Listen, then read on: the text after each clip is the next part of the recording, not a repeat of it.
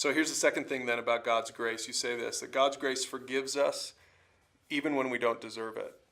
Right. So David, he just is so kind and generous towards Mephibosheth, even though Mephibosheth has done nothing to deserve that. In fact, if anything, his grandfather tried to kill David on many occasions. And so in their world, David has every right to kill him or to throw him in jail. But getting to you and me a little more specifically, God is a God who forgives, even though we don't deserve it, right? That's the story of the Bible. That's the story of Jesus, is that we sin against God over and over again. We do things that are hurtful against other people, hurtful against God. And what does God do? Does he say like, well, we have to do a bunch of stuff and maybe one day we'll qualify for his forgiveness? No, he sent his son to die in our place, and that's how we receive forgiveness of sins. And this story just reminds me that God's a forgiving God. Some people watching this probably think, I just can't even imagine that that's how God really is.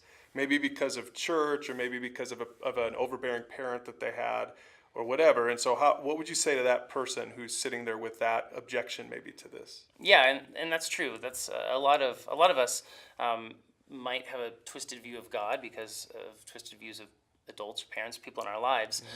But I would just encourage you to take a look at who God is, especially in the scriptures, and see that he's a God of mercy and compassion and grace. And that the Bible says that even while we were God's enemies, Christ died for us.